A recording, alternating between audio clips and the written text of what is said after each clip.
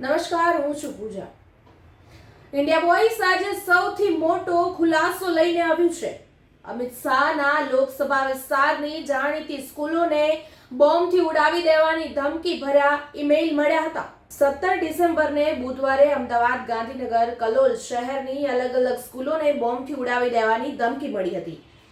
26 જેટલી international school સહિત સ્કૂલોને ધમકી ભર્યા ઈમેલ મળ્યા હતા. ધમકી મળતા જ સ્કૂલોમાં તપાસ શરૂ કરાઈ હતી. પોલીસ, ફાયર વિભાગ અને બોમ્બ ડોગ સ્ક્વોડની ટીમ દ્વારા સ્કૂલોમાં તપાસ કરાઈ હતી. તમામ સ્કૂલોમાં તપાસ પૂર્ણ કરાઈ છે અને કોઈ પણ સ્કૂલમાંથી સંદિગ્ધ વસ્તુ મળી નથી. ઉલ્લેખનીય છે કે ધમકીને લઈને અમદાવાદની કેટલીક સ્કૂલોમાં રજા પણ જાહેર કરી દેવાઈ હતી. સ્કૂલોને મોકલવામાં આવેલા ઈમેલમાં બપોરે 1 ને 11 વાગે બોમ્બથી ઉડાવી દેવાની ધમકી અપાઈ હતી. ઈમેલમાં અમદાવાદ ધમાકા બ્લાસ્ટ સ્કૂલ સે સાબરમતી જેલ તક એવું લખવામાં આવ્યું હતું. મળતી માહિતી અનુસાર એક સાયબર એક્સપર્ટે નામ ન આપવાની શરતે જણાવ્યું છે કે બોમ્બ થ્રેટના મેલ 3 અલગ અલગ સ્ટાઇલથી આવ્યા છે, જેમાં પહેલી રેની જોશીલરાવાળી પેટર્ન ઓળખાઈ ગઈ છે. સાથે આજ રોજ વડોદરા કલેક્ટર કચેરીને બોમ્બથી ઉડાવી દેવાની ધમકી ભર્યો ઈમેલ મળતા જ સવારમાં દોડધામ મચી ગઈ હતી.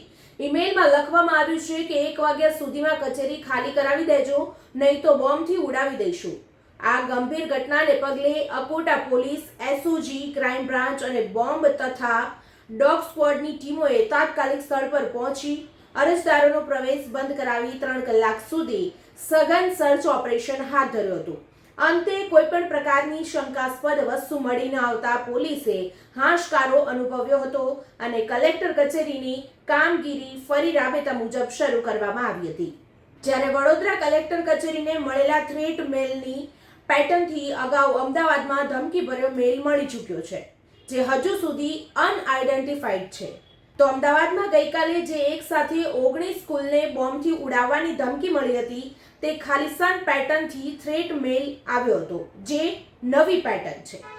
જે રીતે આપણે જોયું કે વડોદરાની કલેક્ટર કચેરીને આજરોજ બોમ્બથી ઉડાવી દેવાની ધમકી ભર્યો મેલ મળ્યો હતો, તે જ રીતે આવતી 26 જાન્યુઆરી 2026 સુધી આવા ધમકી ભર્યા મેલ મળે તેવી સંભાવના છે. કેન્દ્ર સરકાર, રાજ્ય સરકાર અને સાયબર ક્રાઇમે આ ગંભીરતાને ધ્યાનમાં લઈને પોતાના તપાસના ચક્રો ગતિમાન કર્યા છે. સાથે સલાહ પણ આપવામાં આવી છે કે ગભરાવાની જરૂર નથી. તો આવી જ નવી અપડેટો માટે જોતા રહો ઇન્ડિયા વોઇસ. નમસ્કાર.